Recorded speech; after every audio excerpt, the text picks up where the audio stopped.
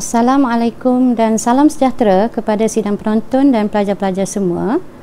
Alhamdulillah anda pada hari ini dapat bersama saya, Cikgu Cik Romah Jaya daripada Sekolah Menengah Sains Macang. Jadi hari ini apa yang akan saya fokuskan ialah satu daripada standard kandungan di bawah bab keelektromagnetan, iaitu standard kandungan 4.2 aruhan elektromagnet. Di bawah topik aruhan elektromagnet, apa yang kita akan fokuskan ialah 3 standard pembelajaran, iaitu yang pertama, menghuraikan aruhan elektromagnet bagi dawai lurus dan solenoid. Yang kedua, menerangkan faktor yang mempengaruhi magnitude daya gerak elektrik aruhan. Dan yang ketiga, menentukan arah arus aruhan dalam dawai lurus dan juga solenoid. Sebelum kita pergi lebih lanjut, apa kata kita lihat dulu paparan video yang cikgu akan tunjukkan untuk dapatkan idea tentang aruhan elektromagnet.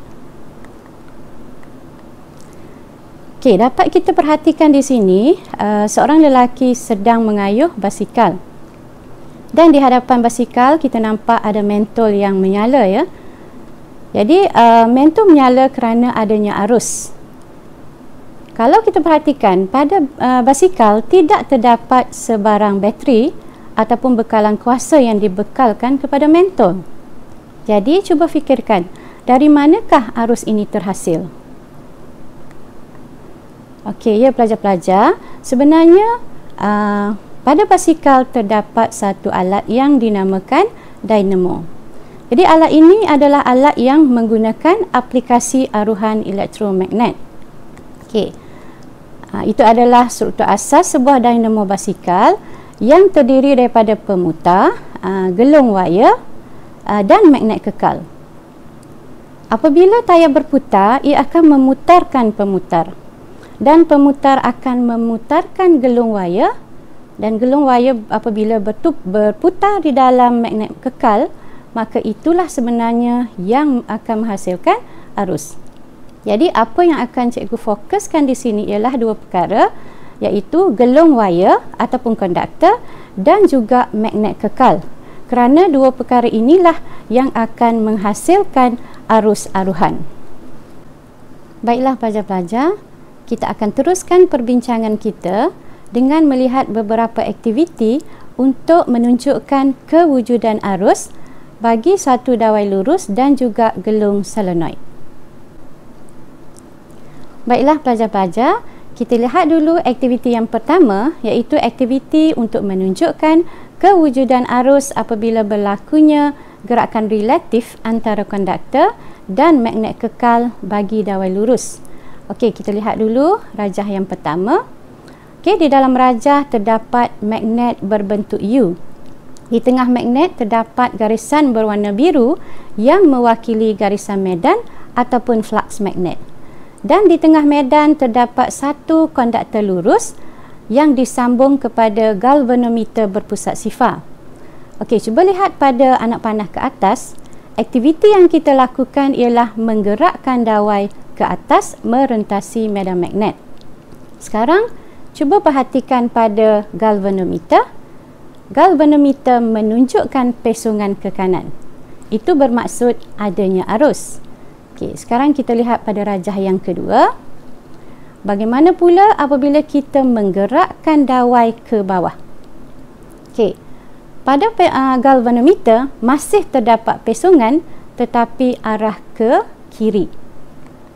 Dan rajah yang ketiga pula, kalau rajah pertama dan kedua kita menggerakkan dawai ke atas dan ke bawah, tetapi untuk rajah yang ketiga kita gerakkan magnet mendekati dawai, pun kita dapat keputusan yang sama, iaitu masih wujud pesongan. Jadi untuk ketiga-tiga rajah terdapat pesongan pada galvanometer kerana wujudnya pemotongan garis medan magnet. Okey, bagaimana pula dengan rajah yang keempat? Okey, untuk rajah yang keempat, bagaimana pula kita letakkan dawai lurus pegun di dalam medan magnet ataupun kita gerakkan selari dengan medan magnet. Jadi keputusannya kita lihat pada galvanometer tidak terdapat sebarang pesongan. Bermaksud untuk rajah 3 tidak ada pemotongan garis medan, maka tidak ada arus yang mengalir. Okey, harap pelajar-pelajar faham ya penjelasan cikgu.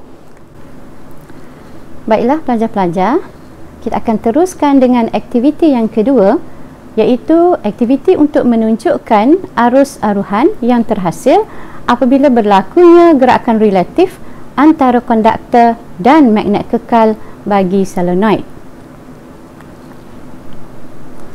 Okey, kita lihat rajah yang cikgu tunjukkan. Okey, untuk rajah yang pertama, kita ada satu gegelung yang berbentuk dawai solenoid dan disambung kepada galvanometer.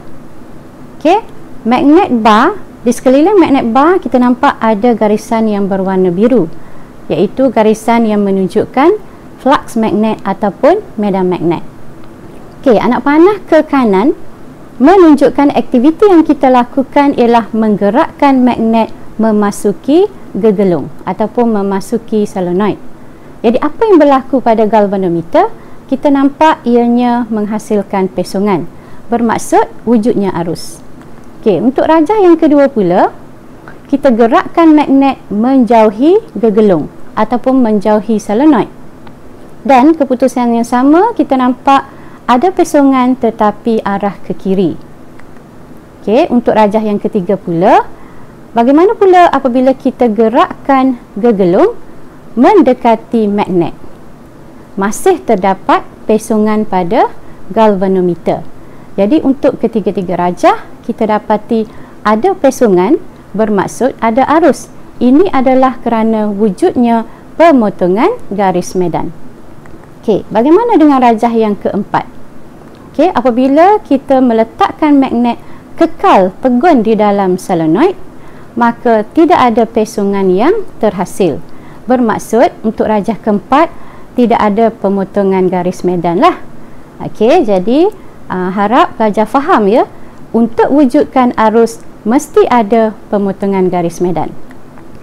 Okey, kesimpulan daripada aktiviti 1 dan aktiviti 2 yang cikgu jelaskan tadi. Okey, apabila konduktor memotong medan magnet, maka satu daya gerak elektrik aruhan ataupun ringkasnya ialah DGE akan terhasil. Dan dalam satu litar lengkap, DGE aruhan inilah yang sebenarnya akan menghasilkan arus yang dinamakan sebagai arus aruhan. Sekarang kita akan teruskan perbincangan kita di bawah standard pembelajaran yang kedua, iaitu menentukan faktor yang mempengaruhi magnitude daya gerak elektrik aruhan. Magnitude daya gerak elektrik aruhan diterangkan oleh hukum Faraday. Jadi kita lihat hukum Faraday. Hukum Faraday menyatakan bahawa magnitude daya gerak elektrik yang teraruh dalam satu konduktor adalah berkadar terus ataupun berkadar langsung dengan kadar pemotongan medan magnet atau kadar perubahan medan magnet. Okey, terdapat 3 faktor yang mempengaruhi magnitude DGE aruhan, iaitu yang pertama, laju gerakan relatif antara konduktor dan magnet. Okey, di mana ianya adalah berkadar langsung, bermaksud apabila kelajuan bertambah, maka magnitude DGE aruhan juga akan bertambah. Dan faktor yang kedua ialah bilangan lilitan gegelung. Apabila bilangan lilitan gegelung bertambah, maka magnitude DGE aruhan juga akan bertambah. Dan faktor yang ketiga ialah kekuatan magnet kekal. Dengan menggunakan magnet yang lebih kuat, bermaksud magnet itu mempunyai garisan medan yang lebih rapat. Jadi apabila kita menggunakan kekuatan magnet yang lagi besar, maka magnitude daya gerak elektrik aruhan juga akan semakin bertambah. Okay, jadi di sini cikgu akan tunjukkan satu eksperimen untuk mengkaji hubungan antara kelajuan magnet dengan magnitude DGE aruhan. Okey, pelajar-pelajar boleh lihat radas yang cikgu tunjukkan. Ianya terdiri daripada pembaris meter untuk mengukur ketinggian magnet sebelum ianya dilepaskan. Kemudian kita ada magnet bar dan dawai kufran bertebat, iaitu berbentuk solenoid yang disambung kepada miliammeter. Di sini pembolehubah yang terlibat ialah pembolehubah manipulasi yang cikgu ringkaskan kepada PUM, iaitu halaju magnet bar memasuki gegelung. Atau kita boleh wakilkan halaju magnet bar ini dengan ketinggian magnet bar dilepaskan, iaitu dengan simbol H sebagaimana yang tertera pada radas yang cikgu tunjukkan. Okey, dan yang kedua ialah pembolehubah bergerak balas, iaitu magnitude daya gerak elektrik aruhan, ataupun kita boleh wakilkan dengan bacaan miliammeter atau arus aruhan dengan simbol I. Sepanjang eksperimen, apa yang kita akan malarkan ialah bilangan lilitan gegelung. Okey, kaedah yang boleh kita lakukan ialah yang pertama, kita tetapkan dahulu ketinggian magnet bar pada satu nilai H tertentu. Kemudian apabila kita lepaskan magnet bar, ia akan memasuki gegelung dan akan wujud pesungan pada miliammeter. Okey, kita rekodkan bacaan miliammeter yang mewakili magnitude DGE aruhan, iaitu pembolehubah manipulasi. Kita teruskan dengan ulangan eksperimen, iaitu dengan mengubah H kepada nilai yang lebih besar. Jadi keputusannya kita akan catatkan, di mana kita dapati apabila semakin tinggi nilai H, iaitu semakin tinggi ketinggian magnet bar kita lepaskan, maka semakin besarlah pesungan pada miliammeter, iaitu semakin bertambah magnitude daya gerak elektrik aruhan. Itu yang dimaksudkan dengan berkadar langsung atau berkadar terus. Okey, dengan menggunakan radas yang sama, sebenarnya pelajar-pelajar boleh melakukan satu eksperimen lagi, iaitu hubungan antara bilangan lilitan gegelung dengan magnitude DGE aruhan. Okey, jadi pelajar-pelajar perlu ubah bilangan lilitan gegelung, kemudian kita malarkan ketinggian H, iaitu ketinggian magnet bar dilepaskan. Okey, jadi kesimpulan kita dapat apabila semakin bertambah bilangan lilitan gegelung, maka semakin bertambahlah magnitude daya gerak elektrik yang teraruh di dalam konduktor. Baiklah pelajar-pelajar, cikgu telah pun menerangkan tentang faktor yang mempengaruhi magnitude daya gerak elektrik aruhan berdasarkan hukum Faraday. Jadi bagaimana pula dengan arah arus aruhan? Mari kita lihat kaedah untuk menentukan arah arus aruhan bagi dawai lurus dan juga solenoid. Terdapat dua kaedah untuk menentukan arah arus aruhan, iaitu yang pertama ialah petua tangan kanan Fleming. Petua tangan kanan Fleming khusus untuk dawai lurus. Dan yang kedua ialah hukum Lenz, iaitu hukum yang menerangkan tentang penentuan arah arus aruhan bagi solenoid. Okey, sekarang kita lihat bagaimana untuk menentukan arah arus aruhan dengan menggunakan petua tangan kanan Fleming. Okey pelajar-pelajar, mari kita lihat bagaimana untuk menentukan arah arus aruhan dalam dawai lurus dengan menggunakan petua tangan kanan Fleming. Okey, cuba lihat rajah yang cikgu tunjukkan. Rajah terdiri daripada magnet dengan garisan di bahagian tengahnya merupakan flux magnet ataupun garis medan magnet. Manakala kita letakkan satu konduktor lurus AB yang disambung kepada satu galvanometer berpusat sifar. Okey, cuba lihat pada anak panah yang ditunjukkan. Apa yang kita lakukan ialah kita gerakkan konduktor lurus ke atas merentasi garis medan magnet. So, apa yang terhasil ialah, terdapat penunjuk pada galvanometer terpesong ke arah kanan dan arus akan mengalir dari A ke B. Jadi, bagaimana untuk kita tentukan arah arus menggunakan petua tangan kanan Fleming?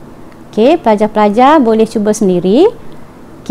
Letakkan jari kita yang tiga, iaitu ibu jari, kemudian jari telunjuk dan juga jari tengah. Ketiga-tiganya adalah bersudut tepat. Jadi ibu jari mewakili arah gerakan dengan simbol M, iaitu ke arah mana kita gerakkan dawai. Dan jari telunjuk menunjukkan medan magnet dengan simbol B, sentiasa menunjuk ke arah selatan. Dan untuk jari tengah adalah jari yang menunjukkan arah arus aruhan I yang terhasil.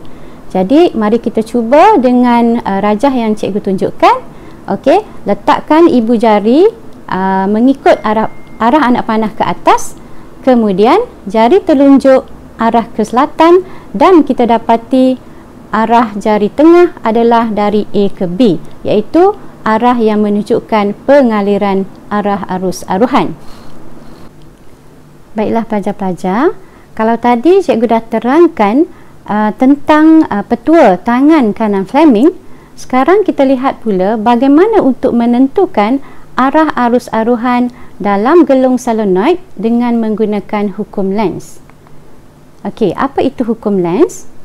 Hukum Lenz menyatakan bahawa arah arus aruhan yang terhasil daripada gerakan relatif antara magnet dan solenoid sentiasa mengalir pada arah yang menentang perubahan flux magnet yang menghasilkan arus tersebut. Okey, dalam menggunakan hukum Lenz, terdapat 3 langkah yang perlu kita lakukan, iaitu yang pertama, kita tentukan dahulu jenis daya, sama ada daya tolakan ataupun daya tarikan. Yang kedua, kita tentukan jenis kutub yang terhasil pada gelung solenoid, sama ada kutub utara atau kutub selatan. Ini merujuk kepada kesan menentang. Okey, dan yang ketiga, petua genggaman tangan kanan. Kita akan gunakan petua genggaman tangan kanan untuk menentukan arah arus aruhan yang terhasil dalam gegelung solenoid. Okey, sekarang kita teruskan dengan perbincangan bagaimana untuk kita tentukan arah arus menggunakan hukum Lenz. Baiklah pelajar-pelajar, sekarang cikgu akan terangkan tentang hukum Lenz, iaitu kesan menolak magnet mendekati gegelung. Okey, sila lihat pada rajah. Penerangan cikgu merujuk kepada 3 perkara sebagaimana yang ditunjukkan. Okey, kita lihat dulu arah anak panah ke kiri, iaitu magnet ditolak masuk. Okey, bila magnet ditolak masuk, berlaku perubahan flux magnet di mana kita menolak masuk dengan kutub utara berdekatan dengan gegelung. Jadi perubahan flux akan menghasilkan arus pada gegelung solenoid. Dan pengaliran arus ini akan mewujudkan kesan menentang. Lihat perkara kedua, wujud kesan menentang, iaitu apabila kita mengenakan daya tolakan, maka daya tolakan juga yang akan terhasil. Jadi pengaliran arus pada gegelung solenoid semestinya mewujudkan arus utara, di mana kutub utara dengan kutub utara, iaitu kutub yang sama, akan menyebabkan kesan tolakan. Okey, apabila kita dah dapat penentuan kutub pada gegelung solenoid, maka dengan menggunakan petua genggaman tangan kanan, kita tunjukkan arah utara dengan ibu jari dan 4 jari yang lain menunjukkan arah arus. Jadi kita dapati arah arus yang mengalir pada gegelung solenoid adalah arah lawan jam dan pesongan yang terhasil adalah ke kiri. Sekarang kita lihat pula kesan menarik magnet menjauhi gegelung. Okey, rajah yang lebih kurang dengan rajah yang pertama tadi. Yang berbeza ialah anak panah ke kanan, iaitu menarik magnet menjauhi gegelung. Apabila kita menarik magnet menjauhi gegelung, maka berlaku perubahan flux. Jadi perubahan flux yang berlaku ini menyebabkan arus mengalir di dalam solenoid. Jadi kesan menentang ialah apabila arus mengalir, ia akan wujudkan kutub yang berlawanan, iaitu kutub selatan berdekatan dengan magnet. Tadi ingat ya, kesan menentang, kalau kita kenakan daya tolakan, maka akan wujud juga daya tolakan. Sekarang kita kenakan daya tarikan, maka juga akan terhasilnya daya tarikan. Okey, jadi bila kita dah dapat kutub di gegelung solenoid, maka dengan menggunakan petua genggaman tangan kanan, tunjukkan ibu jari ke utara, maka 4 jari yang lain menunjukkan arah arus. Jadi kita dapati arus mengalir dalam arah ikut jam dan pesongan pada galvanometer ialah ke kanan. Okey, harap pelajar-pelajar faham dengan penjelasan cikgu ya berkenaan dengan hukum Lenz. Jadi selepas ni kita akan teruskan lagi dengan perbincangan beberapa soalan untuk menguji kefahaman pelajar terhadap apa yang telah cikgu terangkan.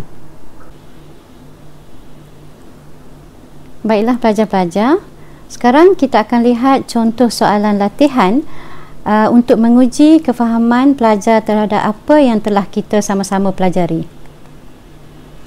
Okey, soalannya, rajah di bawah menunjukkan susunan radas bagi aruhan elektromagnet.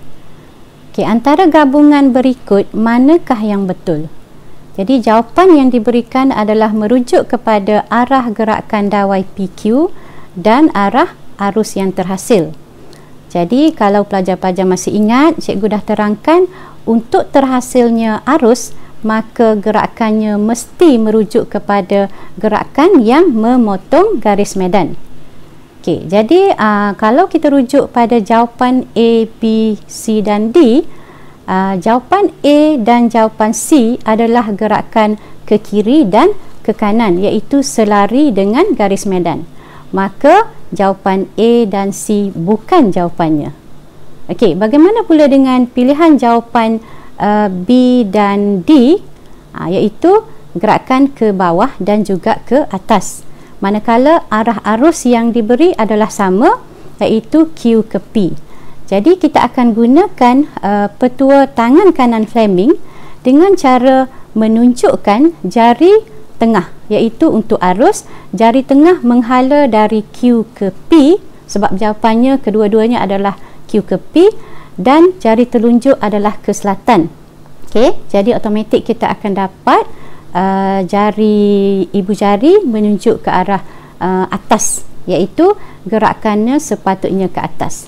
Jadi jawapannya adalah D. Okey, senang kan pelajar-pelajar? Jadi kita menggunakan petua tangan kanan Fleming untuk menunjukkan arah arus di dalam dawai lurus. Okey, sekarang kita lihat yang kedua. Okey, rajah di bawah menunjukkan sebatang magnet yang dilepaskan dari satu ketinggian dan memasuki sebuah gegelung yang disambung ke sebuah galvanometer. Okey, pesongan jarum galvanometer akan bertambah apabila, okey, maksud pesongan jarum galvanometer di sini adalah merujuk kepada magnitude daya gerak elektrik yang teraruh.